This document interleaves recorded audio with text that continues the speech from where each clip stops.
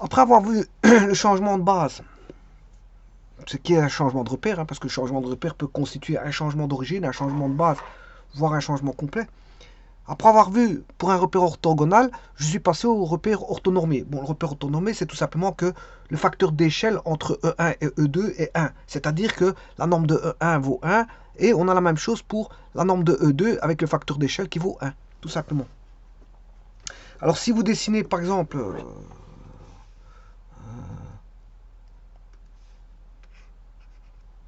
voilà, un vecteur orthogonal, si je mets l'échelle de E1 égale E2, ben là, on a un vecteur, on a une base orthonormée. Orthonormée. Voilà. Alors, pour une base orthonormée, bon, la théorie était faite, aussi bien pour l'orthogonale que pour l'orthonormée. Vous pouvez aller voir la vidéo qui concerne la base, donc ça a été expliqué.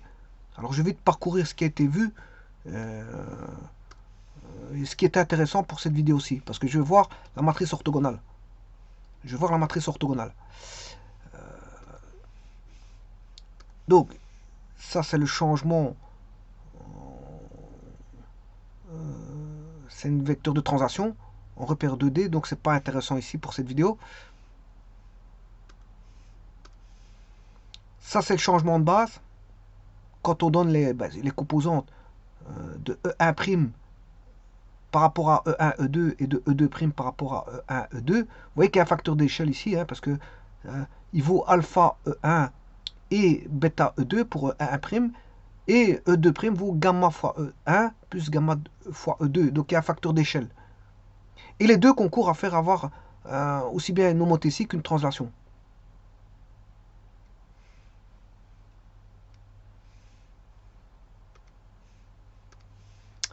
Voilà. Là, on a le vecteur du changement de base avec une transformation complète, puisqu'on a, vous voyez, AB, c'est le vecteur de translation. Donc on a tout ici. Rotation, homothétie et translation. Alors voilà, ici, là a eu le développement pour avec pour un repère orthogonal. J'ai bien dit orthogonal, j'ai pas dit orthonormé, parce que ici le facteur d'échelle il est différent entre voilà E1 et E1', il est différent. Voilà. Et entre E2 et E2', le facteur est différent. Simplement, on a conservé un angle droit. C'est juste ça. Donc c'est un vecteur orthogonal. Alors là, le développement a été fait pour donner les équations finales qui sont les suivantes. Voilà, ça c'est la matrice de changement de base pour voilà, une base orthogonale. Mais elle n'est pas orthonormée. Elle n'est pas orthonormée. Alors pour qu'elle soit orthonormée, il faut que E1 égale 2 en norme, égale 1. Il faut qu'ils aient la même base. Voilà. Ça c'est une chose, mais aussi va induire aussi que E1' égale E2'. Ouais, donc tout peut se mettre dans un cercle. E1, E2, E1', E2' égale à 1. C'est un cercle de rayon 1. Voilà. Et là, ça c'est une base orthogonale, mais elle n'est pas orthonormée. Alors, pour la rendre orthonormée, il suffit tout simplement d'avoir U égale 1 et V égale 1. C'est-à-dire qu'on a ceci. On peut tout placer dans un cercle. E1, E2, E1', E2'. Alors, je rappelle que V, c'est la norme de OQ. Hein, et U, c'est la norme de OP. Du vecteur OP. Alors, qu'est-ce qui est Q, qu'est-ce qui est OP? Ben, voilà, là, il y a OP, et là, il y a OQ, tout simplement. Voilà. Alors, connaissant, là maintenant, je vais faire une discussion sur, ça a fermé, je vais fermer ça tout de suite. Alors maintenant, je vais faire une discussion sur, voilà, quand on a des vecteurs orthonormés, il n'y a plus U et V, parce qu'ils valent 1. Voilà, on n'a plus que ça. Et là, on a ce qu'on appelle une base orthonormée. Voilà, tout peut se mettre dans un cercle, comme je vous ai dit ici. On a une base orthonormée. Voilà, on a E1, E2 qui vaut 1 en norme. On a E1' et E2' qui valent 1. On peut tout mettre sous forme d'un cercle. Alors, l'angle alpha, il est là. Hein. Attention que c'est l'angle entre E1 et E1, entre E1 et E1'. Et donc, fatalement, entre E2 et E2'. Pourquoi? Parce que les angles E1, E2 valent 90, et aussi les angles E1', E2' valent 90. Donc c'est normal que quand on tourne d'un angle alpha d'un côté, ben, on aura alpha ici, c'est normal. Parce que de 90, et on a un repère qui fait 90 degrés entre le vecteur E1 et E2.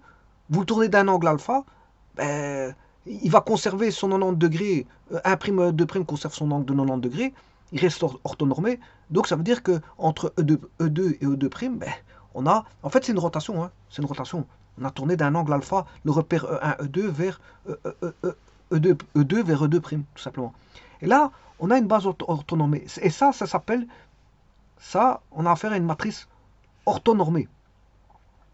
On a affaire à une matrice orthonormée. Bon, on peut avoir ça aussi dans l'espace ou dans Rn. Voilà, mais il y a des... Pour voir si c'est orthonormé, justement, comment voir si c'est orthonormé? Alors, la première des choses, c'est, je prends une matrice, hein. Je vais recommencer le tout.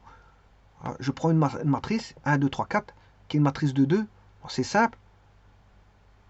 Je vais créer une matrice. Voilà. Je vais chercher son déterminant. Déterminant. Petit instant, parce que matrice M1, voilà, il vaut moins 2. Et je vais chercher son inverse. Donc, l'inverse de la matrice, je tape M1 exposant moins 1. Voilà, j'ai l'inverse de la matrice. J'ai l'inverse de la... Alors, comment trouver l'inverse de la matrice? Bon, alors, en général, comment fait-on pour trouver l'inverse d'une matrice? Ben, je vais faire une 2-2, c'est très simple pour une 2-2.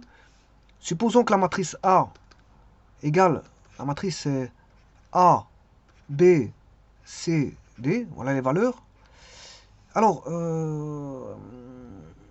bien sûr, le déterminant, je dois calculer, je m'excuse, le déterminant de A, il faut calculer le déterminant de la matrice, c'est le déterminant de AB, C, D, ben, il suffit de faire AD moins BC. Et voilà. Et la matrice est inversible si, bien sûr, celui-ci est différent de 0.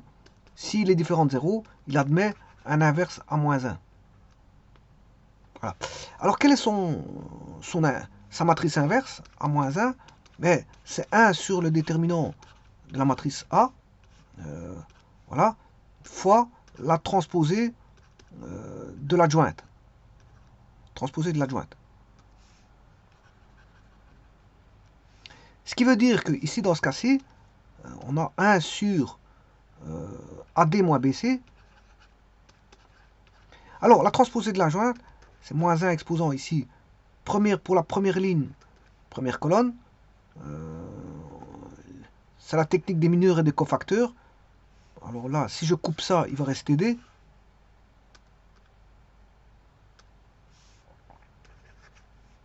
Moins 1 exposant première ligne, deuxième colonne. Première ligne, deuxième colonne, il va rester B.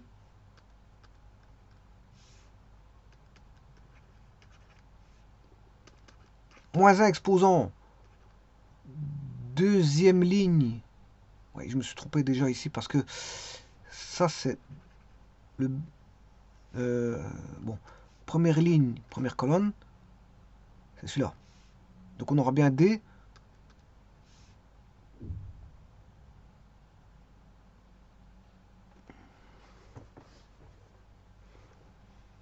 Alors, deuxième ligne, première colonne. Ouais, c'est là que je me trompe. Première ligne. C'est deuxième ligne, première colonne, ça. Deuxième ligne, première colonne, c'est fois B. Par contre, la première ligne, deuxième colonne, c'est C. Fois C, fois D. Et, bien sûr, moins 1 exposant 2 plus 2. Et là, on aura A. Il reste A.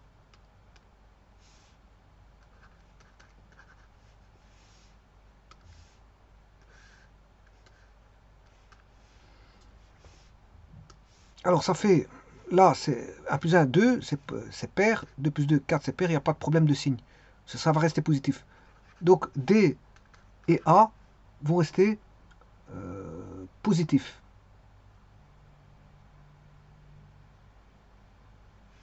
Donc, D et A vont rester positifs.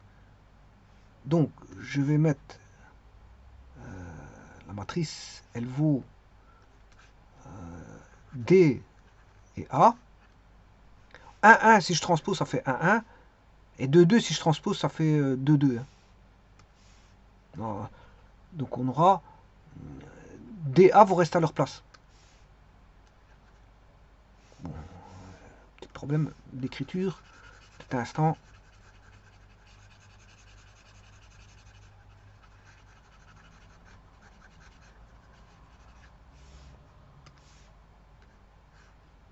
Alors, ce qui veut dire que les deux autres seront négatifs. Même si je transpose, ils vont rester négatifs. Parce que moins 1 exposé à un nombre impair, c'est négatif. Donc, pour les deux autres, on aura du négatif.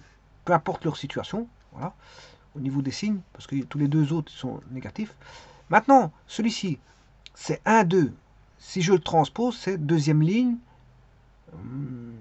première colonne. Deuxième ligne, première colonne. Deuxième ligne, première colonne. Et l'autre, ben, c'est comme cette deuxième ligne, première colonne, ça va donner première colonne, deuxième ligne.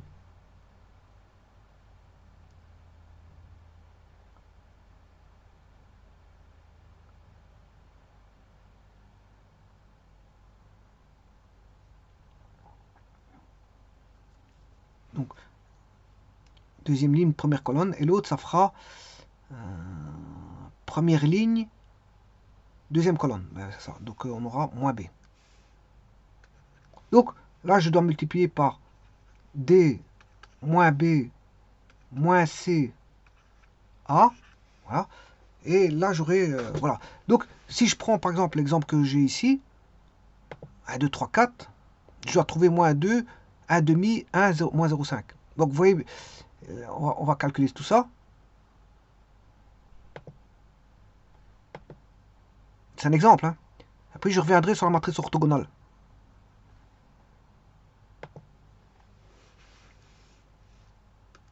Donc ici, si je calcule ça, 1, 2, 3, 4, mais son déterminant, c'est 4 moins 6, c'est moins 2. Donc c'est 1 sur moins 2 fois la matrice. Alors, comme j'ai dit tout à l'heure, ben, ces deux-ci ne bougent pas. Hein. Donc on aura un 4. Alors, moins 1 demi. Si, ils vont bouger, je m'excuse. Parce que ça donnait DA. AD donnait DA, puisqu'on transpose. Hein. Donc, je recommence. Un 4, c'est 4, 1.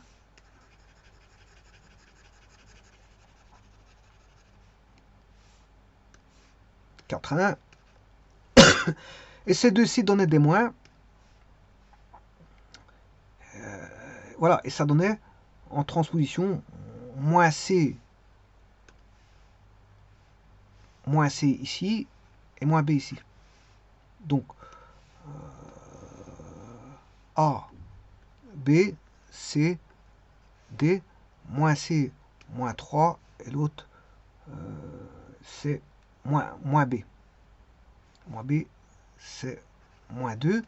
Donc, ce qui fait, en multiplication, moins 4 divisé par 2, moins 2, moins 2 divisé par 2, 1, moins 3 divisé par 2, moins 3 demi, et 1 divisé par moins 2, moins 1 demi. Et donc, vous avez le résultat qui est là. Moins 2, 1, 1,5, moins 0,5. Bon, voilà. Moins 2, 1. Par contre, il y en a qui n'est pas bon, ouais, parce que c'est moins par moins, ça fait plus. 3 demi, voilà. Donc là, on a bien moins 2, 1, 3 demi, moins 1 demi. Moins 2, 1, 3 demi. 3 demi, c'est 1,5. Hein. Voilà, donc c'est bon. Alors, ceci étant dit, on a la matrice. Pourquoi c'est une matrice orthogonale? Ben, pourquoi cette matrice-ci est une matrice orthogonale? Donc, ceci, pourquoi c'est une matrice orthogonale? Voyons voir.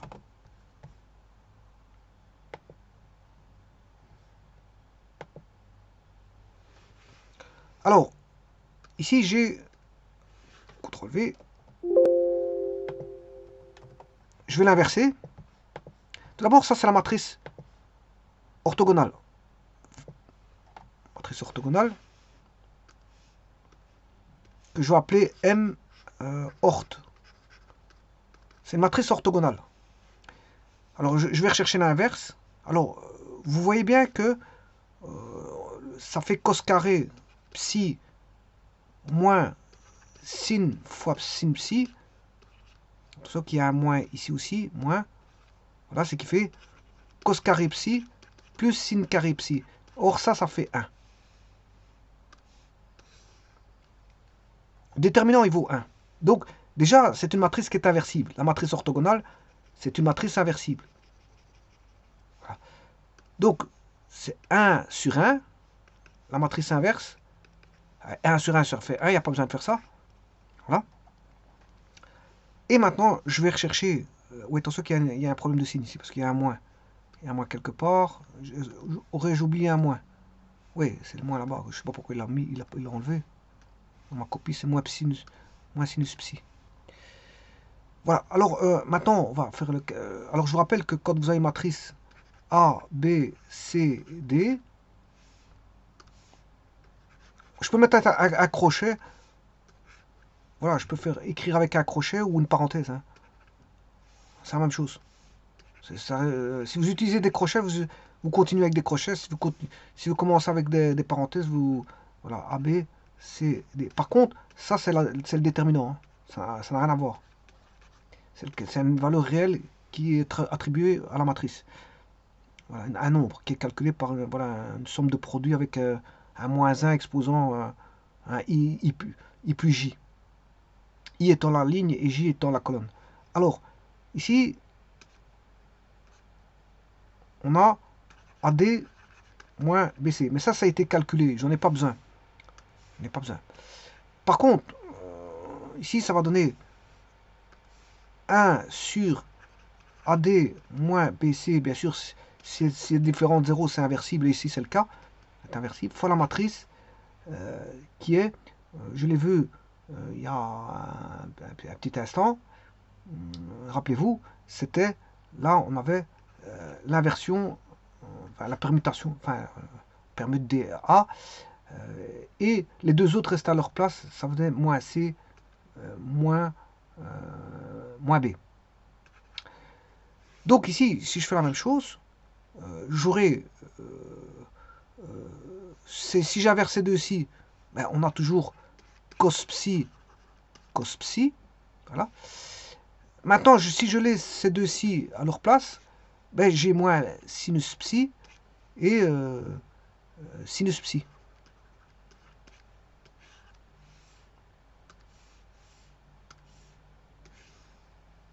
Voilà. Maintenant, si je multiplie ces deux matrices,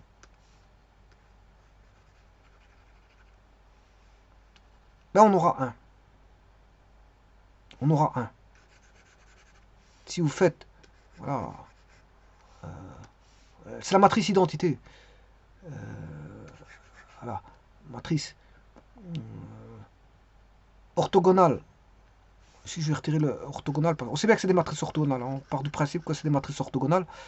M fois M-1 ou M-1 fois M.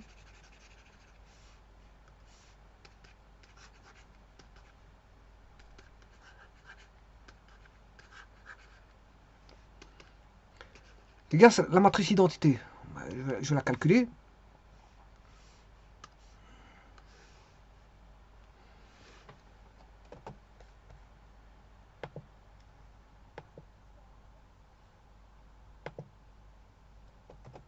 Alors, je vais faire M fois M-1.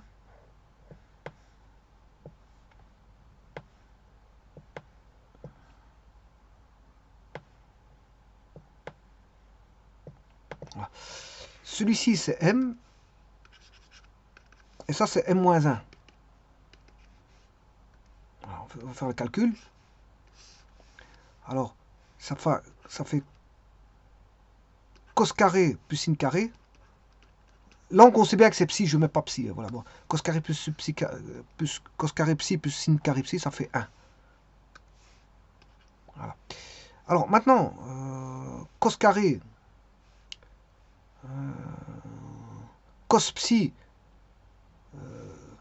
cos, regardez bien, ici, cos psi fois sin psi, ça fait cos psi sim psi.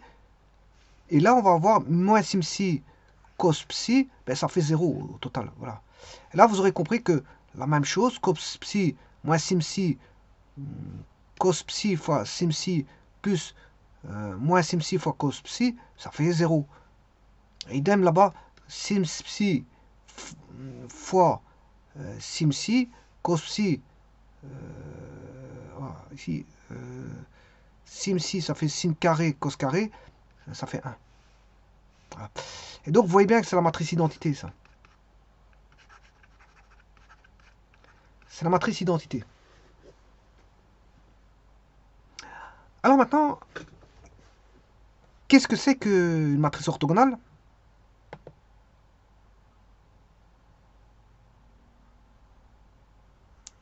Un petit instant, je vais le voir. Tout d'abord, je vais faire des... comment est-ce qu'on appelle ça? Un petit résumé de... voilà, sur les matrices. A appartenant à Kn fois n, matrice carrée. Une matrice est dite triangulaire supérieure. Supérieure. Si bien sûr, quel que soit i plus grand que i étant la ligne, hein, et j étant la colonne, les a et j égale 0. Alors, elle sera matrice inférieure, triangulaire inférieure, si quel que soit i plus petit que j, a ij égale 0.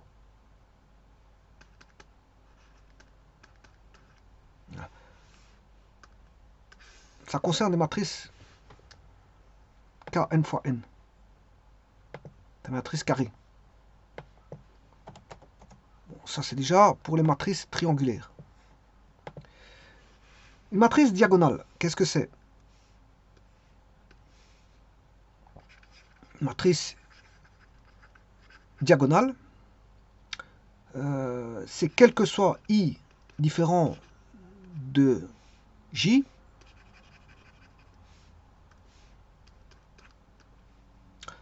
on a aij égale 0. On a la matrice symétrique, quel que soit ij, aij égale aji.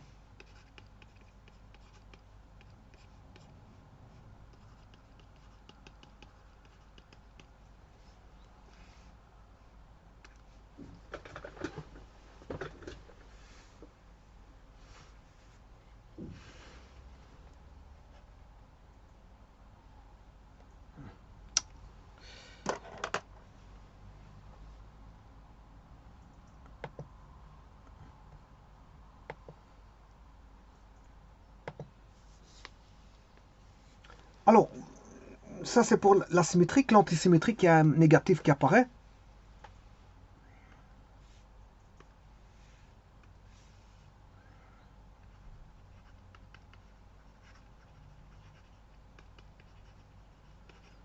Quel que soit j, a j est égal à moins a ji. Donc qu'est-ce qu'on peut dire? Donc on peut dire que les a i égale 0. Ça c'est l'antisymétrique.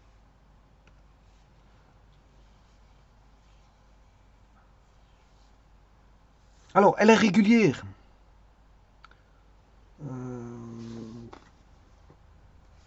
Régulière, c'est l'être inversible. Hein.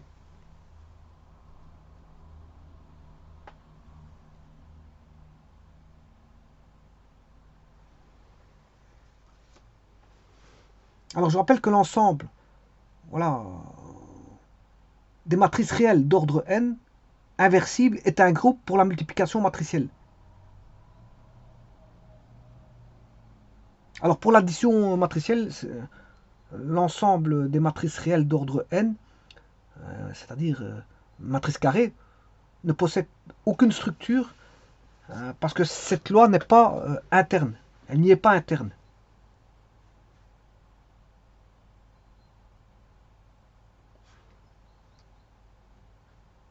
Voilà. Donc une matrice régulière, c'est une matrice, si vous voulez, inversible. Voilà. Bon, on dit matrice régulière ou inversible, hein, c'est la même chose. Hein, vous pouvez dire, voilà, que vous dites matrice inversible ou régulière, c'est le même. C'est kiff kiff et bourricot, comme on dit. Donc, matrice régulière,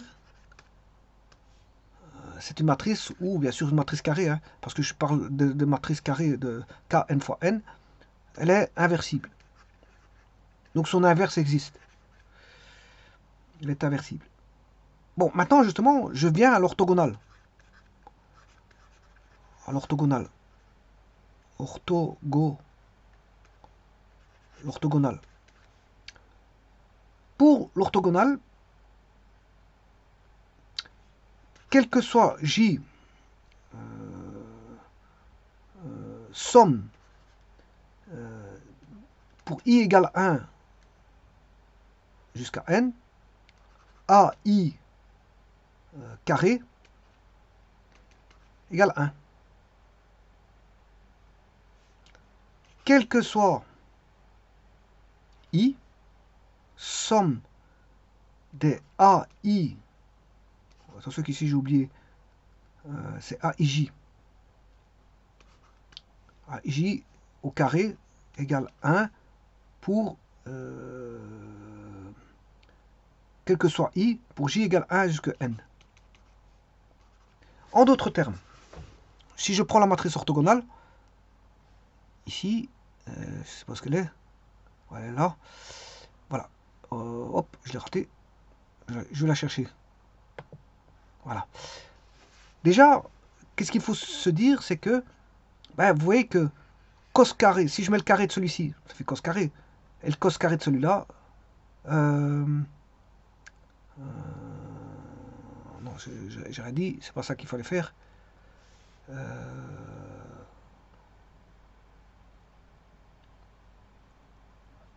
Donc, c'est celui-ci, cos carré plus sin carré, ça fait 1. Voilà. Cos carré, si je mets au carré celui-ci, ça fait cos carré. Celui-ci au carré, ça fait sin carré. Ça fait 1. Alors si je prends celui-ci, moins sin au carré, c'est sin carré. Cos au carré, ça fait cos carré. Sin carré plus cos carré, ça fait 1. Alors si je prends celui-ci, sin carré, si je le mets au carré, ça fait sin carré. Si je mets celui-ci au carré, cos carré. Sin carré plus cos carré, ça fait 1. Alors, je les ai travaillés comme ceci, en horizontal. Maintenant, je vais les travailler en vertical. Bon, sachant que déjà le déterminant il vaut 1. Hein. Cos carré plus sin carré, le déterminant il vaut déjà 1 à la base. Alors ça veut dire que tout vaudra 1. Même comme ceci. Si vous faites cos carré plus sin carré, ça fait 1. Moins sin carré, ça fait sin carré, plus cos carré, ça fait 1. Donc, vous voyez que les carrés comme ceci ou comme ceci fait 1. Les carrés comme ceci ou comme ceci, ça fait 1. Donc, vous voyez que la matrice M et M1 sont d'augure des matrices, on va dire, orthogonales. Que ce soit, voilà, ce sont des matrices orthogonales. Alors, ici, qu'est-ce qui s'est passé par rapport à l'inverse? C'est juste que la matrice n'a pas bougé, simplement, il y a un moins qui a bougé. Le moins qui était ici, ben, il se retrouve là. C'est juste ça. Ben, c'est la même matrice. Mais ça reste tous les deux des matrices orthogonales. Bon, maintenant, autre chose. Autre chose, pour la matrice orthogonale,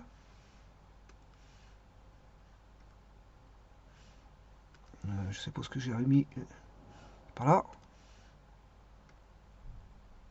Antisymétrique, c'est pas ça. orthogonale. Voilà. Je vais continuer, je veux dire, d'écrire. Comment peut-on reconnaître aussi une matrice orthogonale? Alors, c'est, on va dire, quel que soit k, j, la somme pour i égale 1 jusqu'à n de a, ik, a, ij égale 0.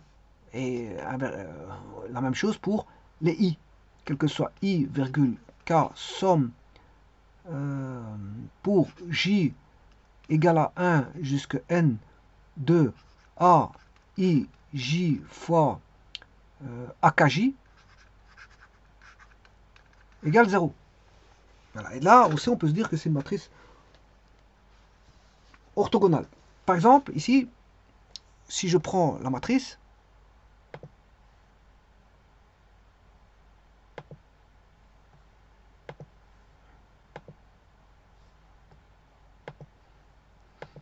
elle est là. Bon, je vais la prendre.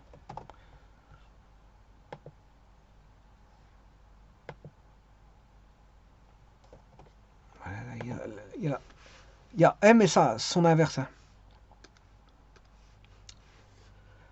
Alors si je fais A11, A11 fois A12 plus A21 fois A22, si je fais A11 fois A21 plus A12 fois A12, vous voyez bien qu'ici, qu'est-ce qui ne bouge pas?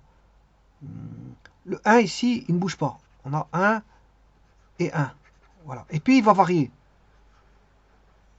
Celui-ci ne bougera pas. Par contre, ici, c'est quoi qui ne bouge pas? C'est le 1 ici qui ne bouge pas. Voilà. Puis dans la somme de l'autre côté, là, il va varier 2. Voilà. Alors celui-ci, vous voyez qu'il varie. Il fait 1, 1, 2, 1, 2. Celui-ci fait 1, 2, 1. Oui, attention qu'ici c'est 1, 1, 2. Si je me suis trompé ici. Voilà. Bon, donc, si je fais le calcul ici, on va prendre une des deux matrices, hein, je vais prendre celle-ci. A11, c'est cos psi. A12, première ligne, deuxième colonne, fois moins sinus psi. Plus A2 ligne, deuxième ligne, première colonne, deuxième ligne, première colonne, cos psi, fois A22,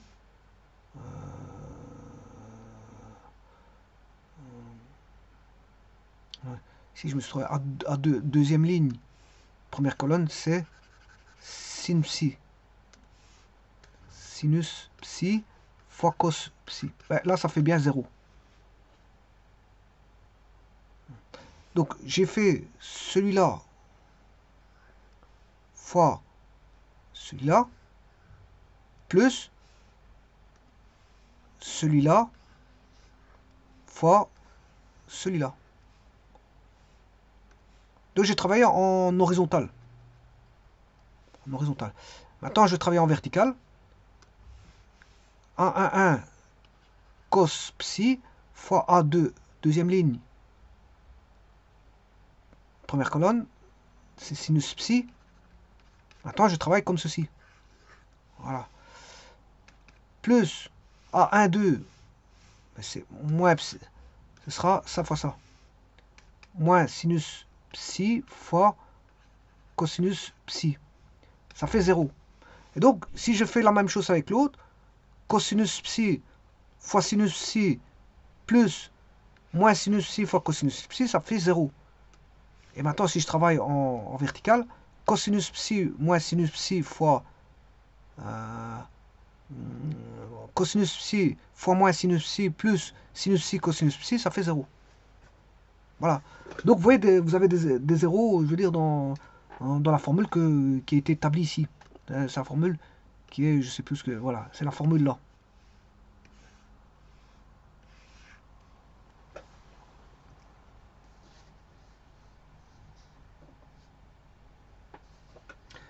Alors maintenant, je pourrais donner, par exemple, un angle de 30.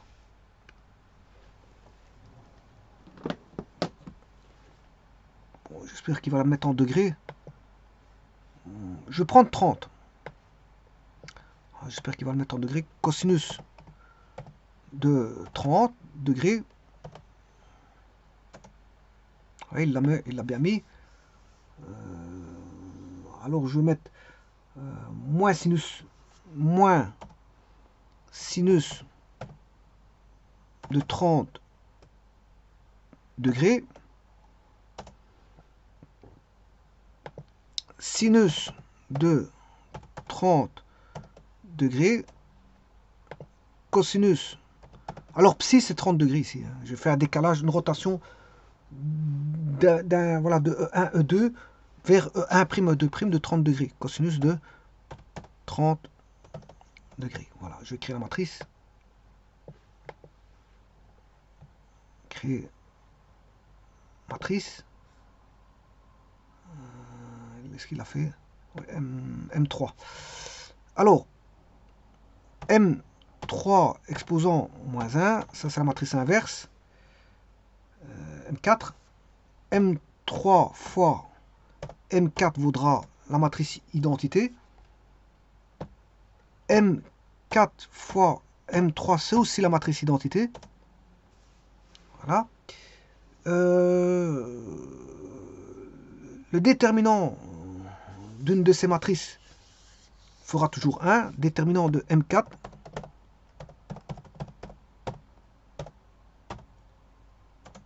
Voilà, ça fait 1. Et si je prenais le déterminant de M3, ça fait aussi 1.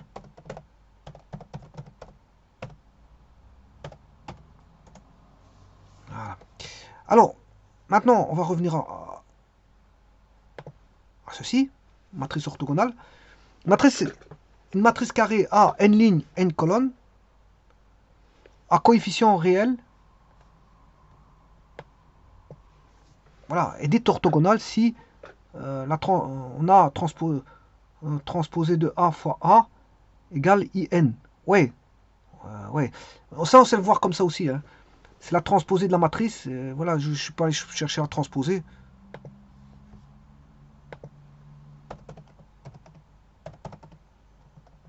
Je ne sais pas s'il va le prendre. Transposée de A, de M3. Commande inconnue.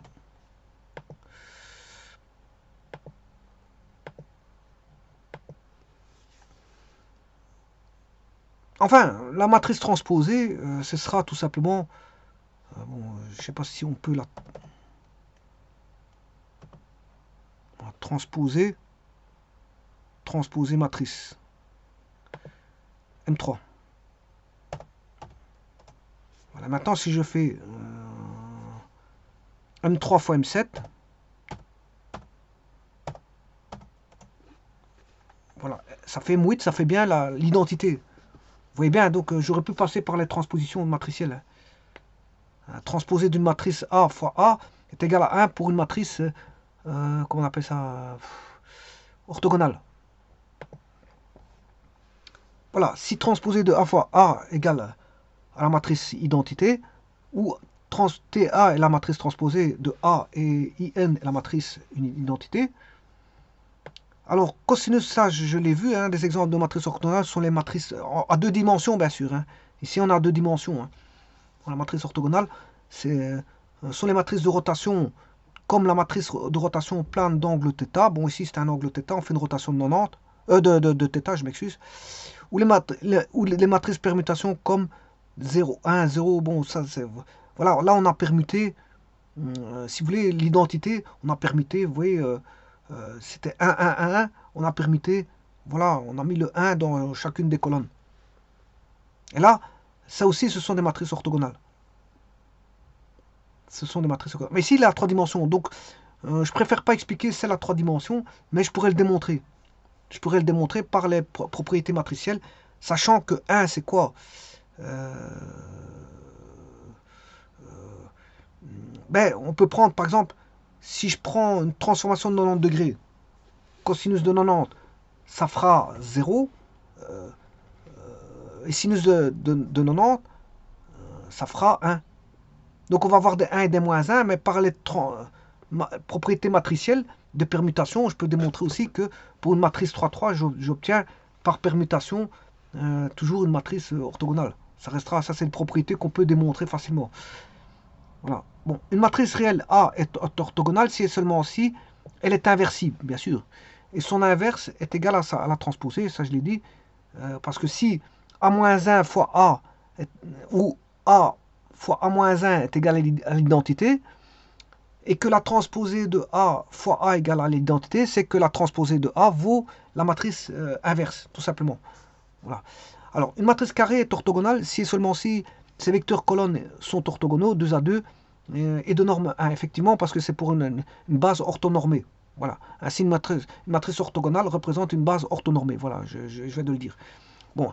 Également, une matrice carrée est orthogonale si et seulement si sa transposée, c'est-à-dire A fois la transposée de A égale l'identité. Ça, je l'ai vu tout à l'heure, parce que si transposée de A fois A égale IN, et qu'on a transposé de A égale A-1, et que voilà, A fois A-1 donne l'identité, et que A-1 fois A donne l'identité, et que A fois A-1 donne l'identité aussi, ben c'est que si A-1 égale transposé de A, ça veut dire que ben, A fois transposé de A est égal à transposé de A fois A est égal à l'identité, tout simplement. Ça, parce que ça provient des inverses. Hein. Comme transposé de A égale à à l'inverse, et comme il y a des propriétés sur les inverses, on peut déduire que on aura la même propriété pour transposer de A identique aux inverses. C'est normal parce que transposer de A vaut l'inverse. C'est tout simplement ça. Alors, le déterminant d'une matrice orthogonale est de carré 1. Ça, vous le savez très bien parce que je l'ai calculé. Hein. Bon, on a cos carré moins 1 plus sin carré, ça fait 1.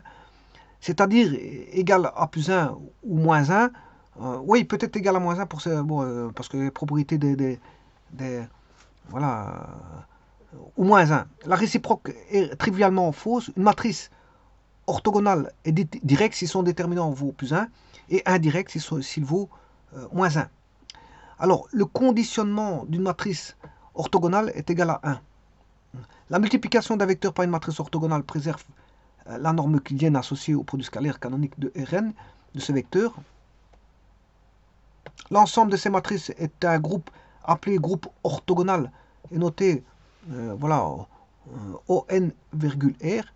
Il s'interprète de manière géométrique comme étant l'ensemble des isométries vectorielles, aussi appelées automorphismes orthogonaux de l'espace euclidien Rn, plus précisément un endomorphisme d'un espace euclidien est orthogonal si et seulement si il existe une base orthonormée dans laquelle sa matrice est orthogonale. Et si tel est le cas, sa matrice dans toute base orthonormée sera encore orthogonale. L'ensemble des matrices orthogonales directes de déterminant égal à 1 forme un sous-groupe du groupe orthogonal appelé groupe spécial orthogonal et noté SO pour spécial, hein, voilà, groupe spécial orthogonal SO N,R. Alors, le groupe orthogonal, c'est O pour orthogonal, hein, O, N, R. Mais le groupe spécial, c'est SO,N,R. Voilà. Alors, en dimension 3, il s'interprète de manière géométrique comme étant l'ensemble des rotations de l'espace euclidien R3. L'axe de rotation étant donné par le sous-espace propre associé à la valeur propre plus 1. Alors, attention, il faut faire très attention dans les repères. Ce qui définit un repère, c'est la définition de base que vous allez y mettre au niveau des angles. Parce que un repère n'est pas l'autre. Il suffit que vous définissez un angle qui n'est pas un autre, ben voilà, vous allez changer certaines choses. D'ailleurs, je le montrerai dans une vidéo. Si vous prenez un angle dans un repère, voilà, un repère un repère polaire cylindrique, si l'angle vous donnez deux angles qui sont définis par voilà, deux axes, bon, les écritures voilà, en polaire, ben, vous comprenez que quand vous avez pris des angles différents pour la définition, ben, dans les sinus et cosinus, mais c'est des angles différents qui vont être interprétés parce que ça dépend par rapport à quoi vous avez pris les angles. Donc la définition des angles par rapport aux axes est fondamentale pour, voilà, pour avoir voilà ce que vous voulez. Parce que bon, ça dépend de la définition de vos angles. C'est la définition des angles qui font tout. Donc attention à ça. La première des choses qu'on regarde, ici, il n'y a pas de problème. J'ai pris l'angle. Où j'ai pris l'angle. La manière la plus facile de prendre l'angle,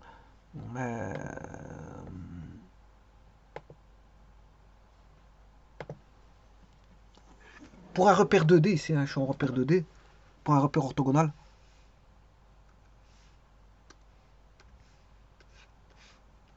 Voilà, il est en angle droit. Et bien sûr, on a E1, E2 qui sont de même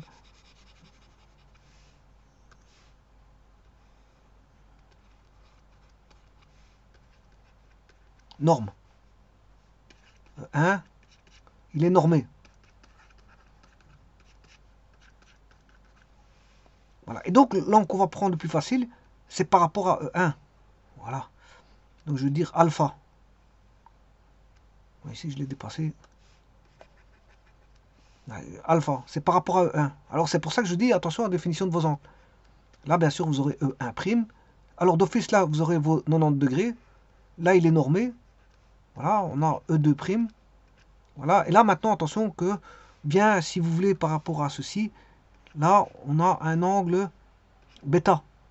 C'est un angle bêta. Attention à ça. Alors, je rappelle que ici, on aura quoi? Là, c'est 90. Donc, 90 plus alpha plus bêta égale 180. C'est-à-dire que alpha plus bêta égale 90. Ces deux angles complémentaires. Alpha et bêta sont complémentaires. Alors, dernière chose que je voulais rajouter, le restant, vous savez lire comme moi. Voilà. Ici, de toute façon, ici, il parle de Rn, hein, donc ça ne m'intéresse pas de parler de Rn. Ce résultat se généralise ainsi en dimension quelconque. Toute matrice orthogonale est semblable via une matrice de passage, elle-même orthogonale à une matrice de forme où les RI sont des matrices de rotation plane de chaque epsilon j, soit 1, soit moins 1. Les matrices orthogonales sont les matrices unitaires à coefficient réel. Bon ça, c'est pas intéressant ça parle de Rn. Bon, moi je parle ici de R carré. Je suis dans R carré. C'est une matrice de base 2 fois 2. Donc le tout, ici, moi je ne suis pas en train de faire une transposition vers Rn, loin de là. J'ai juste un petit peu la structure, voilà, voilà de Rn, hein, une petite structure de Rn qui explique la structure de Rn. Mais ici, ça ne m'intéresse pas trop parce que ici, ce qui est intéressant, c'est juste le 2 fois 2. Alors maintenant, par rapport aux matrices, je peux vous montrer ici ce que c'est qu'une matrice hermitienne, tant qu'on y est, et une anti-hermitienne. Et ça, c'est dans les complexes. Hein. Voilà, dans les complexes, c'est dans C. Quel que soit K, L, AKL,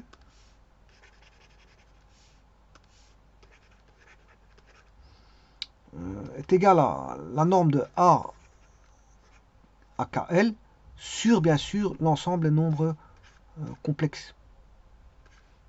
AKK égale R. Hein. AKK appartient à R. Voilà. Pour une anti-hermitienne, vous aurez compris que c'est un moins qui va pas.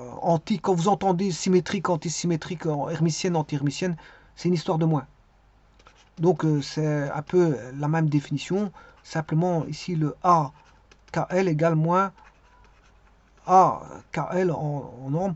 Bien sûr, c'est toujours sur l'ensemble des nombres complexes parce que voilà, c'est la norme. Hein, voilà, sur C. Et bien sûr, là, les AKK valent 0. Voilà, c'est pour terminer. Voilà un petit peu les types de matrices, aussi bien dans les types de matrices dans Kn. Kn fois n. Kn fois n. Et donc ici, là, le but de la vidéo, c'était bien sûr la matrice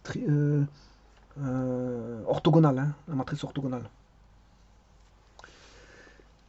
Par rapport à un repère orthogonal orthonormé, hein, orthonormé, on a fait un décalage, une rotation, enfin on a fait plutôt une rotation de d'un angle donné. Θ, alpha, psi, peu importe comment vous l'appelez. Je vous remercie.